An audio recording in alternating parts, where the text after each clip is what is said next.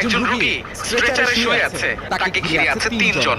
শাড়ি পরা নারীটি রোগীর স্বজন, স্টেথোস্কোপ পরা ব্যক্তিটি একজন ইন্টার্ন চিকিৎসক, আরেকজন রোগীর হাতে থাকা ক্যানুলাতে ইনজেকশন পুশ করছেন। তিনি কে? তিনি কোনো চিকিৎসক, নার্স বা টেকনিশিয়ান নন, একজন লিফটম্যান, নাম সুমন। রোগী কিংবা তার স্বজন কেউ জানে না যে একজন লিফটম্যান তার চিকিৎসা করছে। জানলেই বা কি করার ছিল? এছাড়া কোনো বিকল্প নেই। এই হলো দেশের একমাত্র সরকারি হৃদরোগ হাসপাতালের চিকিৎসার নমুনা।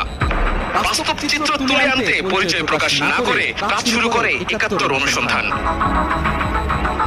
৮ এপ্রিল ২০২৬ হাই ডেফিসিয়েন্সি ইউনিট বা এইচডিও হাসপাতালের একটি বিশেষায়িত বিভাগ, যেখানে হার্টের রিং পরানো সহ গুরুতর রোগীদের রাখা হয়।